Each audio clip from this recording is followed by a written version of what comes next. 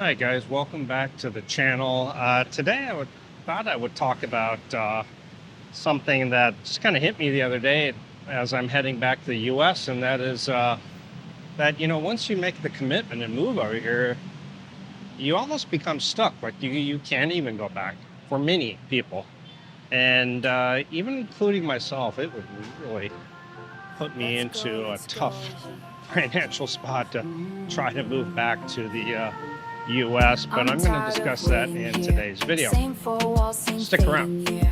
Got these plans stuck in my head. Southeast Asia calling me instead. Bangkok nights and Bali shores. Sick of dreaming, want something more. Pack your bags, don't hesitate. Alright guys, so I'm going to head out to a little outdoor cafe here. I hope you like it because I want to get outside more, but it's sometimes it's pretty hot and the rain is starting to come now. We're gonna head right over here to this Unta coffee, and we'll check it out, and we'll grab a table and talk about today's topic. Hopefully, even with traffic noise, we'll be okay. I'm assuming we're going to be okay. These mics are pretty good, but yeah, I guess I've already had my coffee this morning, but I need to buy something. So I'm going to go in and grab something. We'll take a seat, talk about today's topic. I got the iced coffee. It's a bit warm today, but it's been raining in the evening, so it's been kind of cooling down. But today, after this, I'm going to go open up a second bank account. And with that bank account, I'm going to deposit my 65,000 baht monthly and qualify for that, so I don't have to have the 800,000 in my other bank account, which hopefully after the year I can take that 800,000 and take it out and use it just for my expenses, and then just show the monthly income coming in. Yeah, anyway, I think a lot of people don't talk about this, but once you start to commit to moving overseas and you start the selling off process, especially if it's something big, because a lot of us, there's some people who will maintain a home, they'll maintain a car, they'll maintain their stuff, they'll put it into storage. And I guess I have mixed feelings on that, whether you should fully do that or not. But I think it's smart, at least for a year or two, before you decide, okay, this is where I want to be. Because like in my previous video, I think around the 2-year mark, people start to say, okay, maybe it's not for me. And if you've already got a home, a car, and your stuff, it's an easy transition back, right? You already got one foot back in the US or whatever home country you're in. And if you're not, if you sell off the house, you sell off the car, you sell your stuff, maybe you leave your job early for early retirement.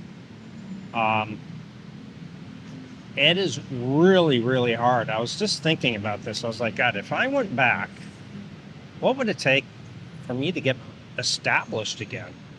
And I was thinking, I was like, well, shit, I'd have to buy a car. That would mean taking out credit probably. A new car nowadays, most people don't have the money to buy it outright. Maybe I would buy a used one or something.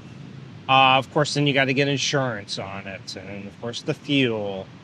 And then you got to rent out a home, and depending where you live, hell, it could be a couple thousand a month. Or maybe you're going to buy a house. Well, most people, again, they don't have the money to buy a house, all right? So you're going to get into more debt again. And one of the things I've really liked about moving out here is that I've gotten rid of debt.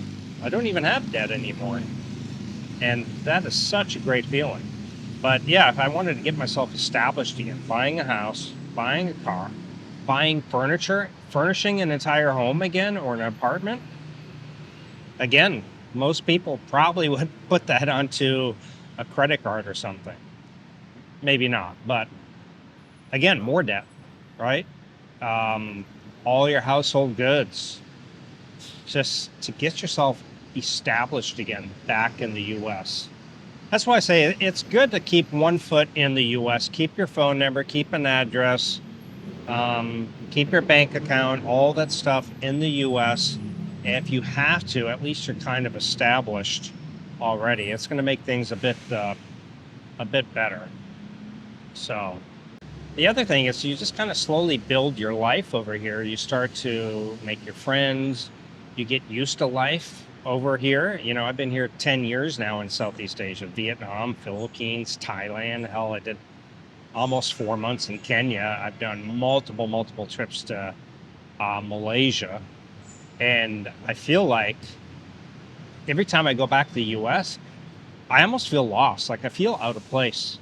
You know, even though I'm amongst all the American faces again, I almost feel strangely out of place. Like it's like, okay, where are my Asian brothers and sisters?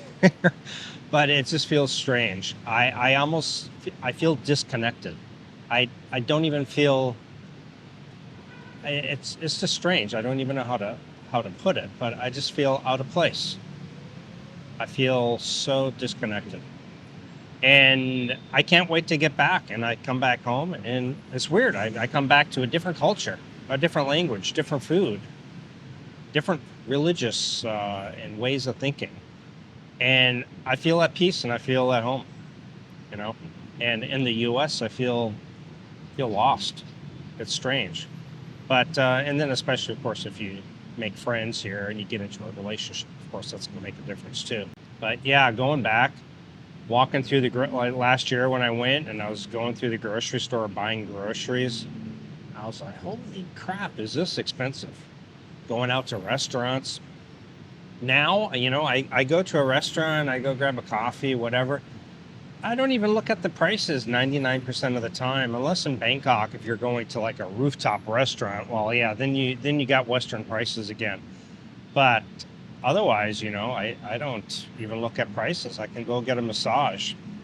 Hell, you can go down to do a soapy massage, which is affordable.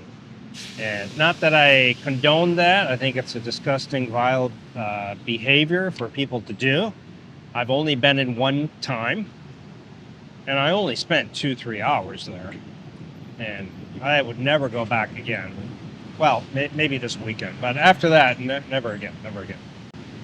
But again, the age factor also is something to consider. You know, starting over at age 25, you can rebound much easier, but starting over after 50, that's a different story. It takes a little bit more work, a little more effort.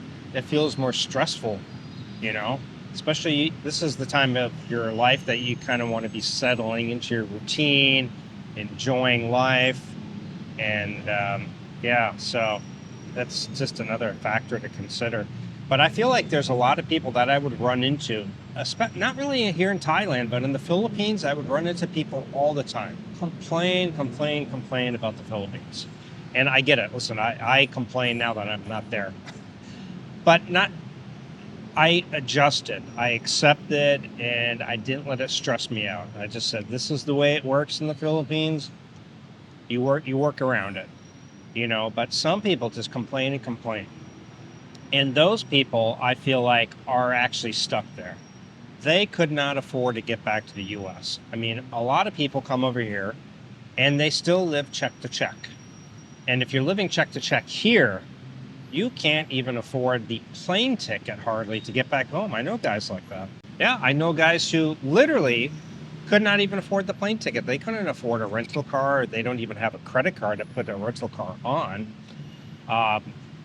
They can afford the hotel, the food, the meals, you know. And a lot of people, if you have family there and you have somebody who's willing to take you in, then moving back would be easier. But I don't. My mom's in assisted living. My sisters are spread all over.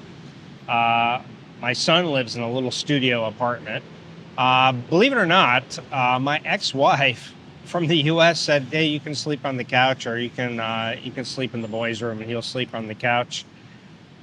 So I could stay longer, but it's just, even though we get along now at this point, it still feels awkward to me, you know? Yeah, I'm still going to pay for $100 some hotel. And that's a good price, by the way. I think I'm paying about $125 a night, and that's just a basic hotel with free breakfast, which is probably not going to amount to anything much. But that is a good deal in the U.S., right? 125. Yeah, 125 here. I'm in an amazing hotel with infinity pool and rooftop restaurant. I mean, but in the US, no, that doesn't get you much. But yeah, if you don't have family, that's when it's really hard. Now, again, if you have family, you can get back, you can, you know, sleep on the couch for a few months till you get things, you get the deposit together, go move into your own place. Then you're sleeping on an air mattress so you can furnish it. I mean, but who wants to do that after the age of 50? At age 25, maybe it's okay, but are you kidding me? And when you get back, also, I've discovered that all the friends and family that I had or have over in the US, we are on such different paths. It feels like they're completely different people now. It's like I can't even hardly relate to them because I've had so much time living overseas and traveling. And I don't want to come off as like somewhat conceited or anything, but it's like I've lived a much fuller life than they have. I've explored the world. I've experienced different cultures, living in different cultures, dating women from different cultures. And they are just, I don't want to say narrow-minded is not the right word, perhaps. Maybe you can help me down in the comments. But yeah, they just, it's like I can't relate to them anymore. It's just our lives have diverged so much that we're just completely different people and completely different lifestyles and everything. It's very hard for me to relate. I'm there a couple weeks, 3 weeks, maybe a month. And then it's like, God, I got to get back. Now, on this trip, I don't know how long I'll be there. I'll be there for a little while. I play it by ear. I always buy the one-way ticket, and then I come back when I want. The same as I do with anywhere I travel. And I also feel like once the quality of your life improves, it is really hard to go back. I would always associate this with Filipinos. I feel like a Filipino, once they've dated a foreigner, they are ruined. And maybe even Thai girls too, because once they go from like down here at this kind of level, and they go up to here with their style of living, lifestyle, it's very hard. It's easy to go up. It's very hard to go back down again. And I think once a Filipina or Thai, they start dating a foreigner who's got a little bit of money, they get used to a certain type of lifestyle, and it's very hard for them to go back.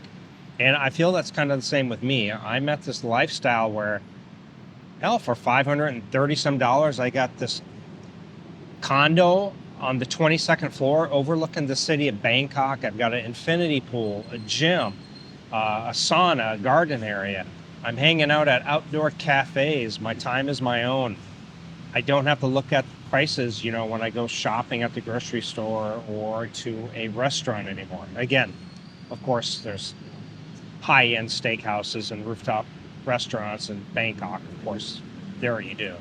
But to go back to a place where you have to really mind your dollars going out at restaurants, and you're not dining out as much, you're not grabbing coffees outside anymore. I don't want that lifestyle anymore.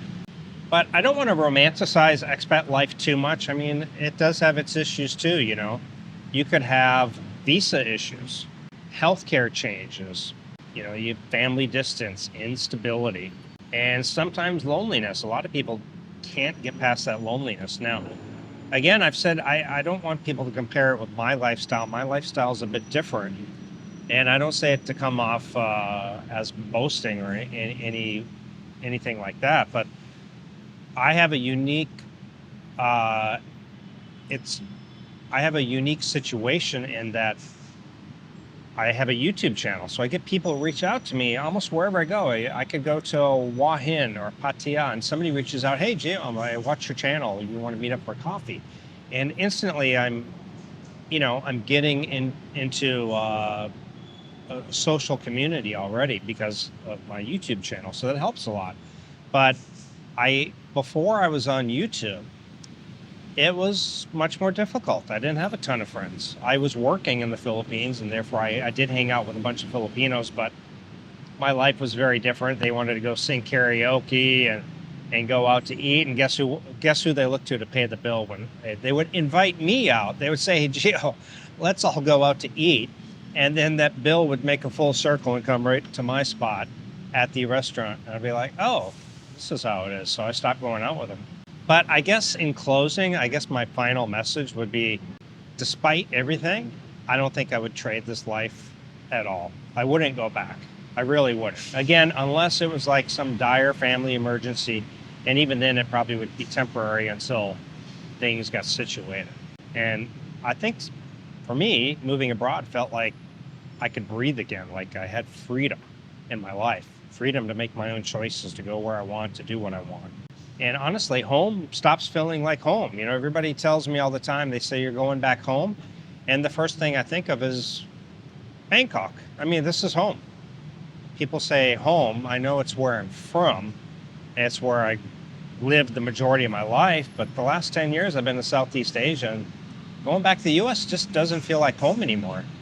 It's still my home country. I served my country. I was in the Army. I proudly served, and I'm proud of many things about my country. Some things I'm not so proud of. But this is home. So when people say, where are you going back home? Well, I automatically think Bangkok. But it really starts, I guess, to become more of a place where I used to live. The U.S. is a place where I used to live. It's not really home anymore. So do you think those of you who are living overseas, could you truly move back home and live there permanently again? Let me know down in the comments. Anyway, one of my last videos, I'll probably sneak in one or two more before I go to the States. But by the time you see this, I think I'll be leaving in just a day or two. I'm kind of excited. You know, I'll do some camping, some fishing. I'm going to take a road trip with my mom and two of my sons. My other son is too busy with work. And we're going to go down to Tennessee. I'm going to see one of my sisters who lives in a tiny home, 128 square feet. I'll do a little video of it. I could do tiny home living, but that is really small. And I'll do some hiking. So, you know, I will do videos while I'm down there. I'm looking forward to seeing my sons and my mom, of course, as always. And I'll see you guys soon on the next video. Appreciate you guys watching. Again, comments, let me know. Don't forget to like, share, subscribe, hit the bell notification. That way you are notified every time a video comes out, and every time I do a live stream, you'll be notified. Thanks for watching again, and I'll see you in the next video. Ciao. Calling me instead. Bangkok nights and Bali shores. Sick of dreaming, want something more. Pack your bags, don't hesitate. Gio, let's go before it's too late. Time keeps slipping away from us. Keep living like this.